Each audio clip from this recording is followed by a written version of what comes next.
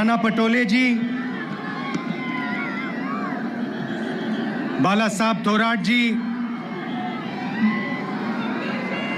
सुशील कुमार शिंदे जी, पृथ्वीराज चौहान जी,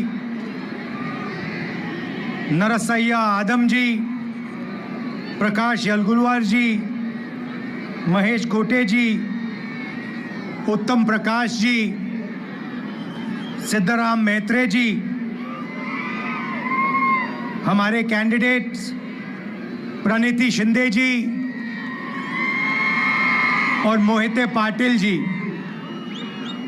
India alliance के stage पे वरिष्ठ नेता, कांग्रेस के बब्बर शेर प्यारे कार्यकर्ता,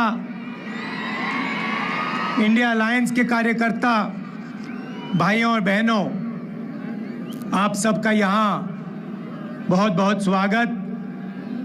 थोड़ा मेरा प्रोग्राम लेट चल रहा है, आपको कष्ट हुआ थोड़ा, इसके लिए मैं शुरुआत में ही माफ़ी मांगता हूँ आपसे। मगर आज मैं आपको मज़े की बात बताने आया हूँ।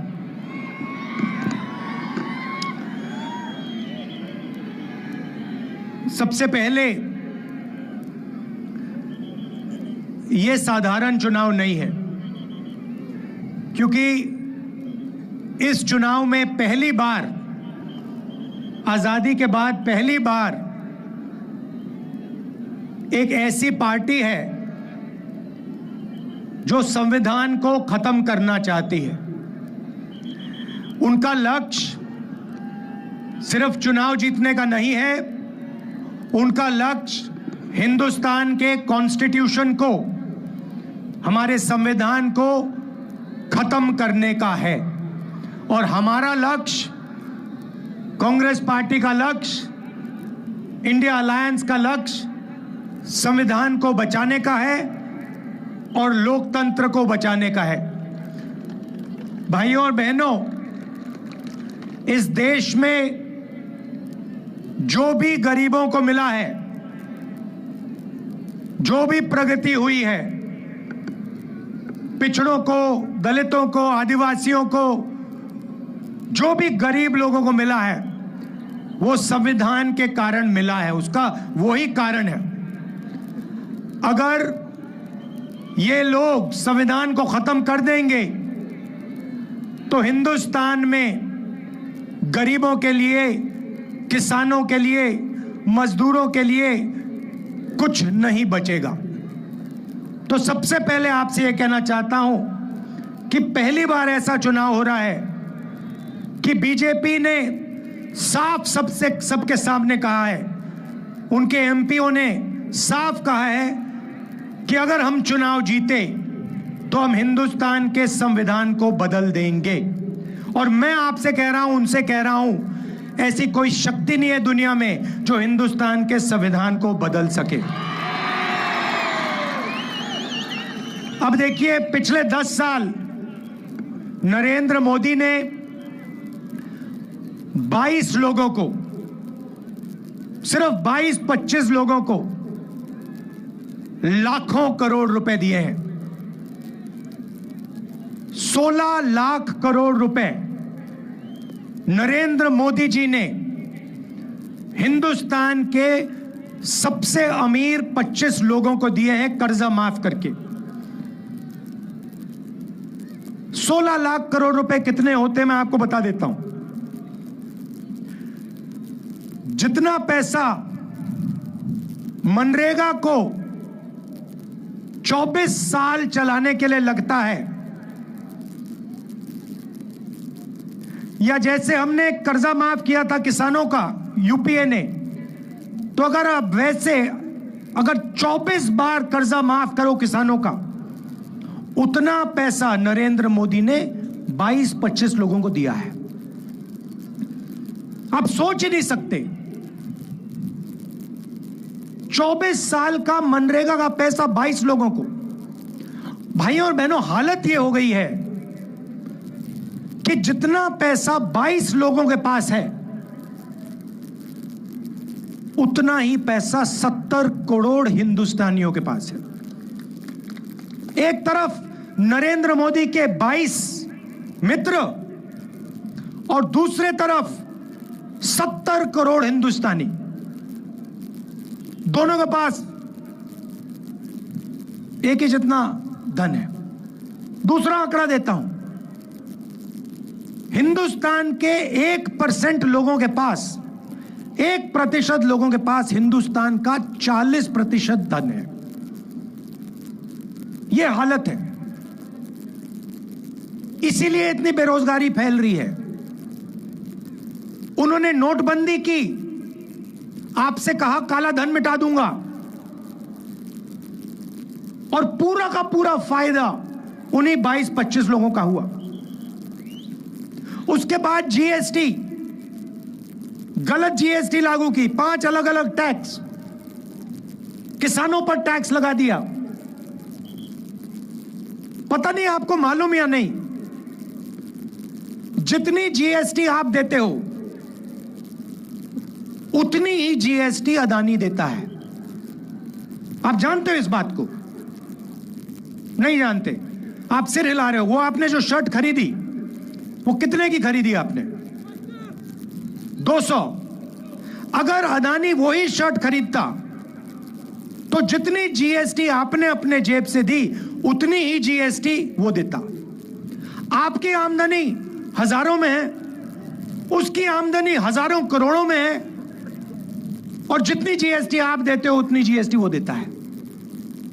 अब सवाल उठता है, जीएसटी का जो आपका धन है, जो आपके जेब में से निकल रहा है, उसका होगा क्या? कहां जाएगा वो धन? नरेंद्र मोदी जी ने साफ कर दिया कि उनके 10 सालों में वो पूरा का पूरा पैसा 20-25 लोगों के हाथ में उन्होंने दे दिया। उन्होंने अरबपति बनाए हैं, 30-40 उन्होंने अरबपति बनाए हैं। अब मैं आपको बताता हूं कांग्रेस क्या करने जा रही है। उन्होंने 20-25 अरबपति बनाए, हम करोड़ों लाखपति बनाने जा रहे हैं। अब आप कहोगे कैसे? मैं आपको यह बताने आया हूं कि कांग्रेस पार्टी, इंडिया गठबंधन चुनाव के बाद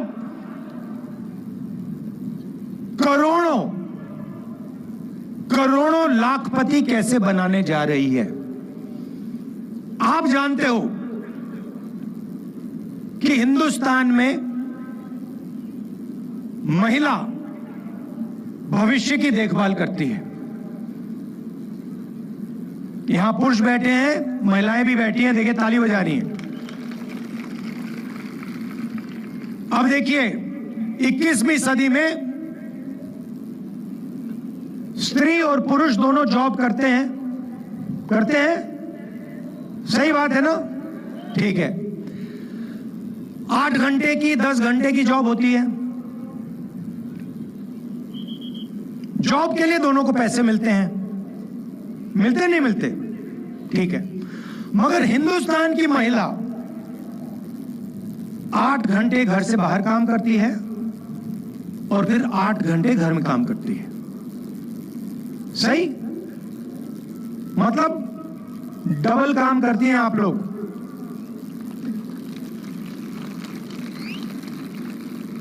देखो महिलाएं ताली बजा रही है, पुरुष ताली नहीं बजा रहे। मगर सवाल यह है कि जो आप घर में काम करती हैं, भोजन पकाती हैं, बच्चों की देखभाल करती हैं, उसके लिए आपको कोई पैसा नहीं मिलता, कोई कॉम्पेंसेशन नहीं मिलती। कभी मिली है आपको? नहीं मिली ना?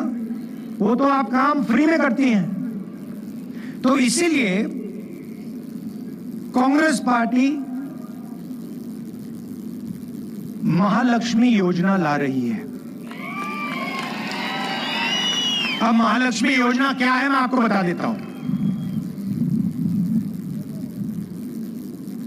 हिंदुस्तान के सारे गरीब परिवारों की लिस्ट बनेगी। हर जात के, दलित, ओबीसी, गरीब, जनरल कास्ट लिस्ट बनेगी और उस लिस्ट में से हर परिवार से एक महिला चुनी जाएगी। उसमें बीड़ी वर्कर्स होंगी, उसमें किसान के परिवार होंगे, उसमें मजदूरों के परिवार होंगे, छोटे कारीगर होंगे और उन महिलाओं को, करोड़ों महिलाओं को कांग्रेस पार्टी साल के 1 लाख रुपए बैंक अकाउंट में डाल देगी।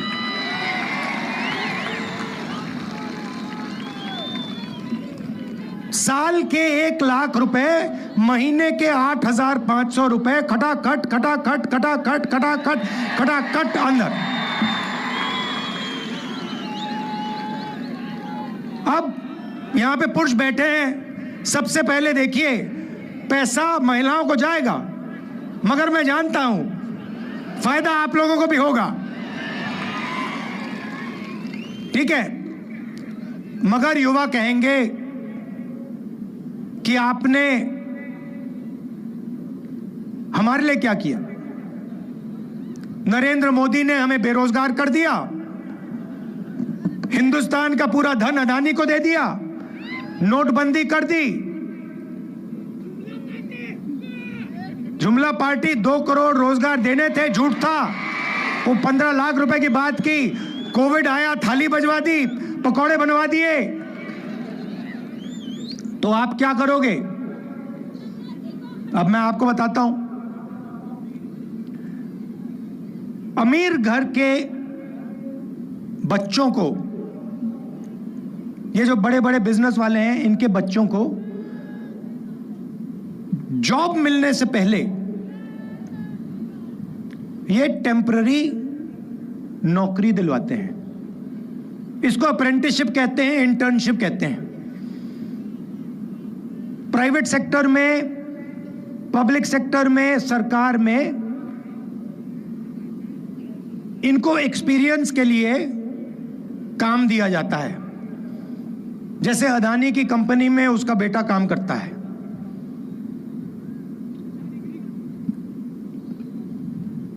मगर यह सुविधा हिंदुस्तान के बेरोजगार युवाओं को नहीं मिलती। सड़क पे आप घूमते हो, रोजगार ढूंढते हो, पिछले 10 साल में नहीं मिला। तो अब हम एक नई योजना ला रहे हैं, अप्रेंटिसशिप का अधिकार। अभी ताली मत बजाओ, अभी मैंने समझाया नहीं है। अप्रेंटिसशिप का अधिकार का मतलब, हिंदुस्तान में कोई भी graduate, diploma holder, university graduate, college graduate, इनमें से कोई भी सरकार से यह अधिकार मांग पाएगा।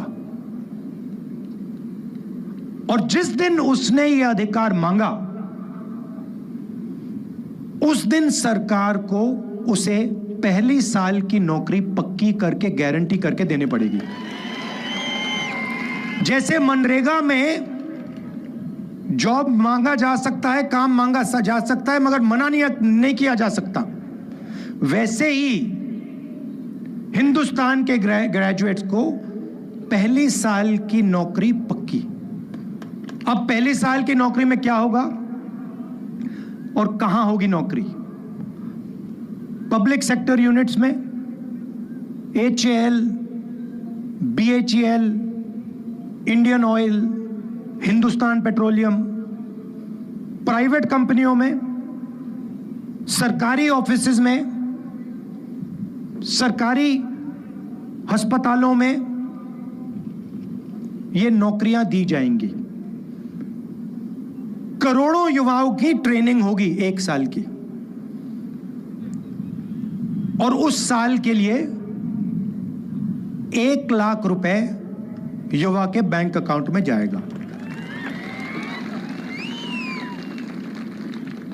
8,500 रुपए महीने के, 1 लाख रुपए साल के हर ग्रेजुएट के बैंक अकाउंट में कांग्रेस पार्टी डालने जा रही है। तो इस प्रकार से हम करोड़ों लाखपति बनाने जा रहे हैं। अब यहां किसान बैठे हैं, इन दोनों योजनाओं का आपका फायदा होगा, मगर हम वहां नहीं रुके। आपने नरेंद्र मोदी से 2 चीजें मांगी, कर्जा माफी और कानूनी मिनिमम सपोर्ट प्राइस। हर किसान जानता है कि जब उसे अपनी फसल बेचनी पड़ती है तो जादू से फसल का दाम गिर जाता है,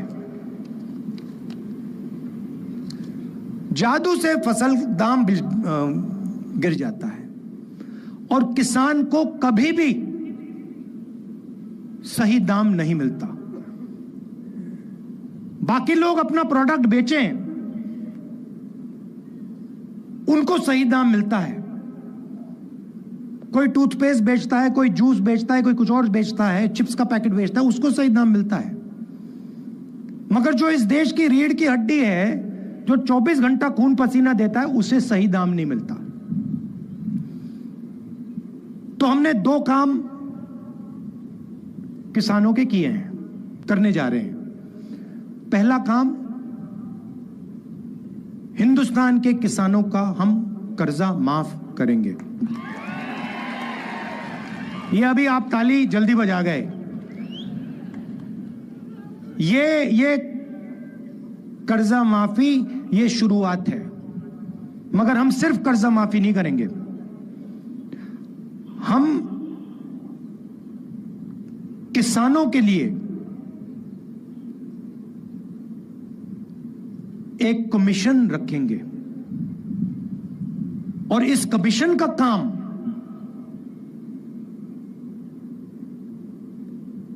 जब भी किसानों को कर्जा माफी की जरूरत होगी,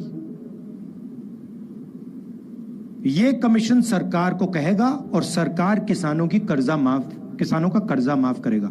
एक बार नहीं, जितनी बार आपको कर्जा माफी की जरूरत होगी उतनी बार यह कमीशन कर्जा माफी करवाएगा।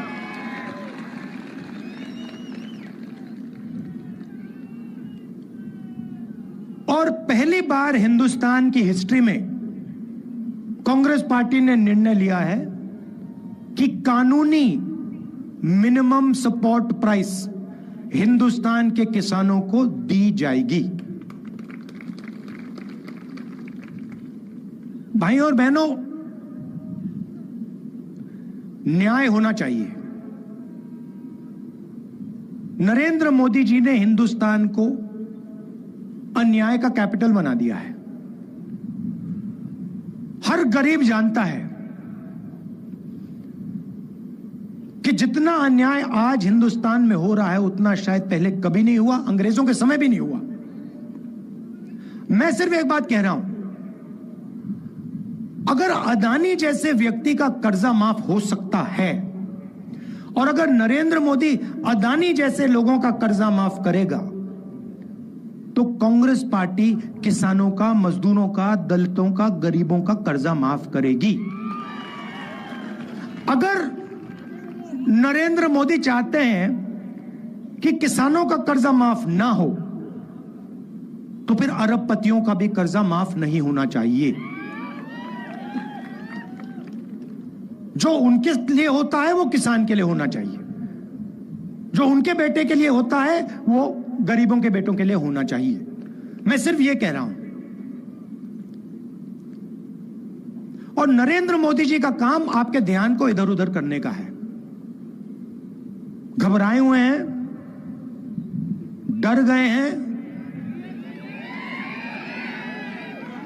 क्योंकि जानते हैं कि इलेक्शन हाथ से जा रहा है और इलेक्टोरल बॉन्ड्स में इतनी चोरी हुई है इतनी चोरी हुई है कि इलेक्शन के बाद उनकी मुश्किल हो जाएगी। तो घबराहट में है, तो एक के बाद एक, एक के बाद एक, एक के बाद एक झूठ बोल रहे हैं।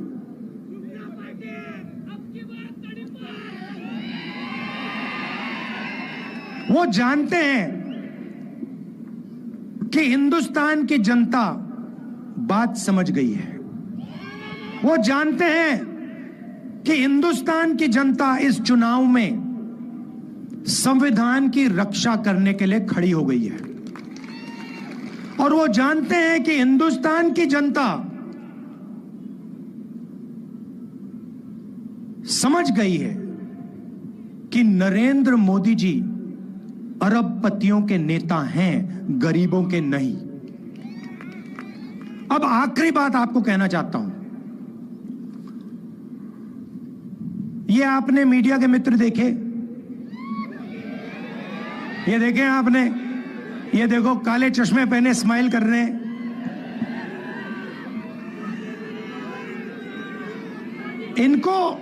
इनको आपने कभी भी किसानों की बात करते हुए सुना है, देखा है?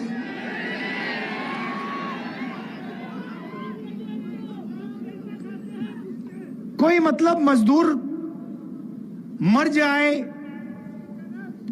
भूखा मर जाए, कभी आपने टीवी पे देखा?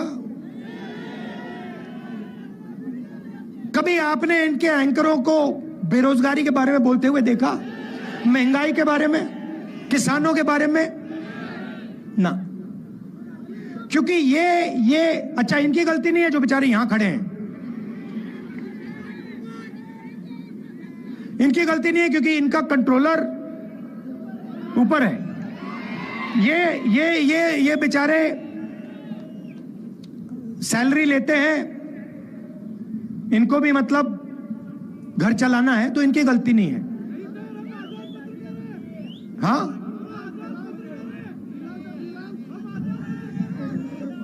एक दो आजाद हो सकते हैं मगर बाकी गुलाम हैं।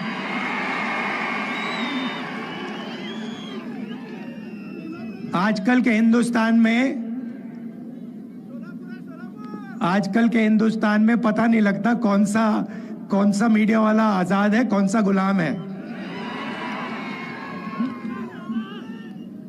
तो ये आपकी बात तो कभी करते नहीं है। तो मैंने एक बात चेक की, मैंने कहा देखो देखते हैं। तो ये जो मीडिया कंपनीज है ना, इनके मालिकों की मैंने लिस्ट निकाली। मैंने कहा मैं देखता हूं ये हैं कौन लोग। उनकी लिस्ट निकाली और इनके जो एंकर्स हैं, बड़े बड़े एंकर्स हैं, नाम आप जानते हो, उनकी लिस्ट निकाली और आप हैरान हो जाओगे। लिस्ट में एक दलित नहीं था, एक आदिवासी नहीं था, एक ओबीसी नहीं था, एक गरीब जनरल कास्ट का नहीं था। ये आपके हैं ही नहीं। 90% हिंदुस्तान का तो एक भी आदमी नहीं है इनमें।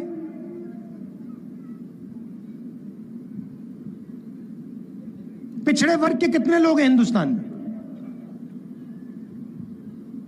चुप हो गए सब। अच्छा, हिंदुस्तान में दलित कितने? 15%। आदिवासी कितने? 8%। पिछड़े वर्ग के लोग कितने? कोई नहीं जानता, मगर कम से कम 50%। कम से कम 50, 15 और 8 कितने हुए?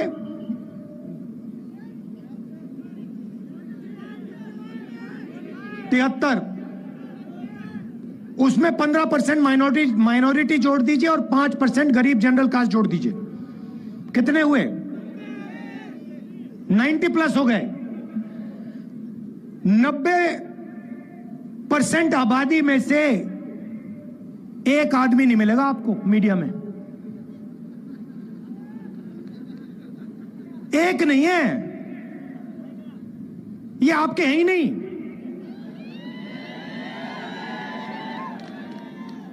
ये अदानी के हैं, ये मोदी के हैं, ये अंबानी के हैं। ये आपकी बात थोड़ी करेंगे। अच्छा ठीक है, मीडिया छोड़ो। हिंदुस्तान की सबसे बड़ी 200 कंपनी की लिस्ट निकाली मैंने, उसमें बता दो, उस लिस्ट में उनके मालिकों की लिस्ट में मुझे बता दो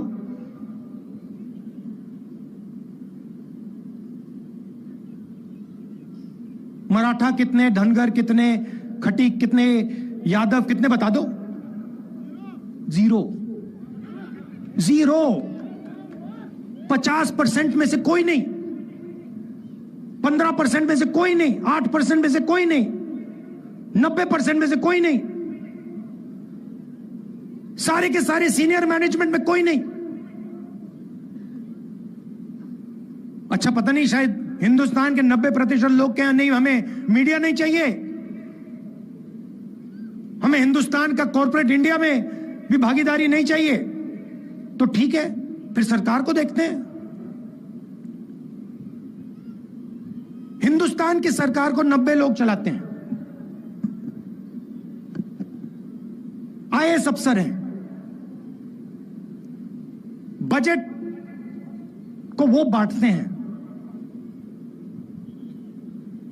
हर रुपया बजट का कहां जाता है वो निर्णय लेते हैं, 90 लोग लेते हैं। महाराष्ट्र में कितना पैसा जाएगा, सड़कों में कितना जाएगा, सेना को कितना मिलेगा, अग्निवीर होगा या नहीं होगा, ये सारे के सारे निर्णय ये 90 लोग लेते हैं। मुझे बताओ, 90 में से पिछड़े वर्ग के कितने? 3। दलित कितने? 1। आदिवासी कितने? 1। और अगर आप बात समझना चाहते हो तो अगर हिंदुस्तान की सरकार बजट में 100 रुपए खर्च करती है तो ओबीसी, दलित, आदिवासी अफसर 6 रुपए 10 पैसे का निर्णय लेते हैं। आपकी आबादी 90%, आपकी भागीदारी 100 में से 6 रुपए 10 पैसा। और फिर नरेंद्र मोदी 24 घंटे घूमता रहता है, कहता है कि मैं ओबीसी हूं।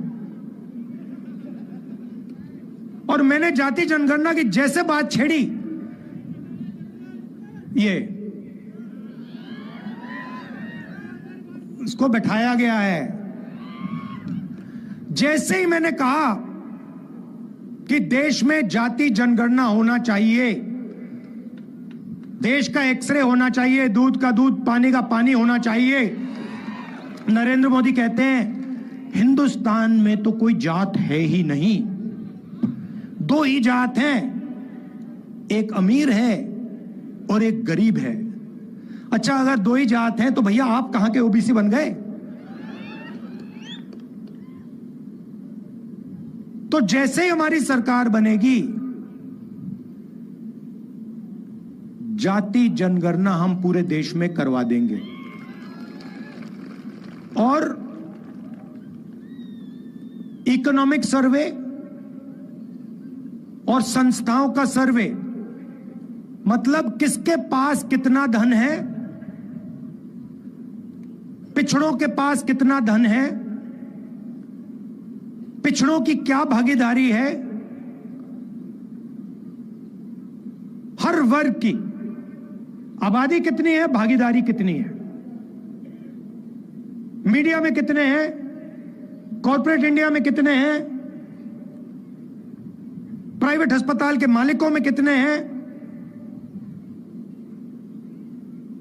यह काम हम करेंगे। अब जैसे ही मैंने ये देश के एक्सरे की बात की, वो नरेंद्र मोदी कांपने लग गया। जैसे ही मेरे, उसकी आदत है, जैसे उसको डर लगता है ना, वो झूठ बोलना शुरू कर देता है। जैसे ही उसको डर लगता है वो कभी पाकिस्तान की बात करेगा, कभी चाइना की बात करेगा, तो एक के बाद एक झूठ बोल रहा है, मगर इस बार नहीं निकल पाएगा।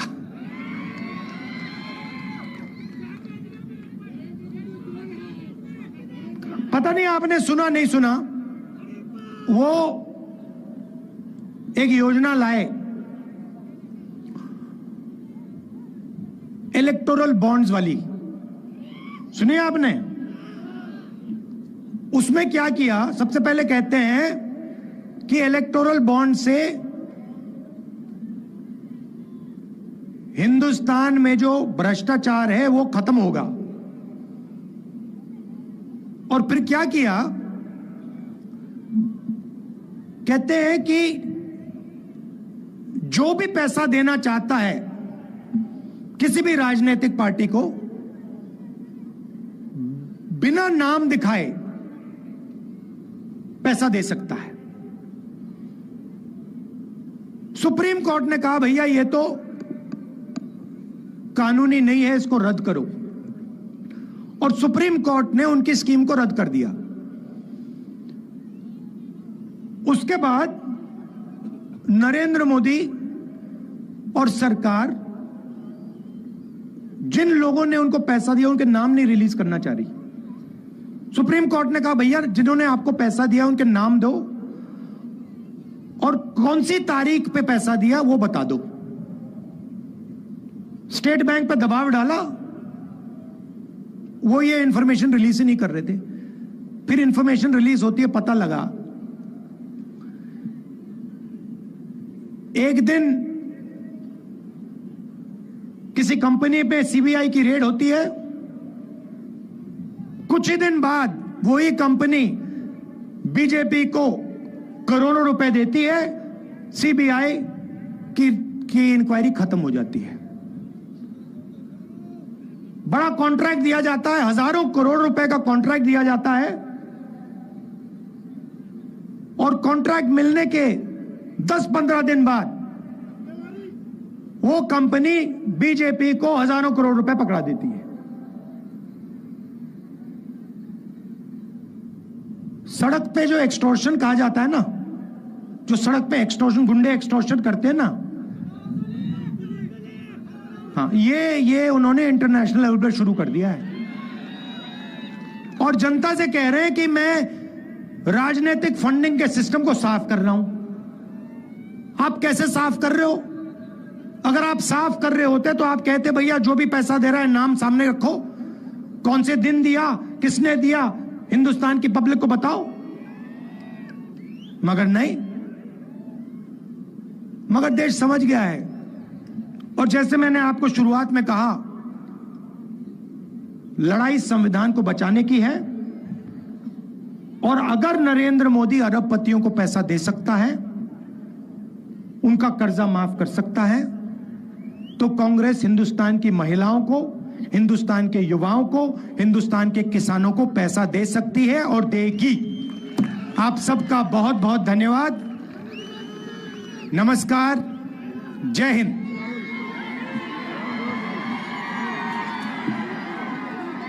धन्यवाद राहुलजी। यानंतर माननीय राहुल गायकवाड यांचं या ठिकाणी काँग्रेस पक्षामध्ये प्रवेश होतोय।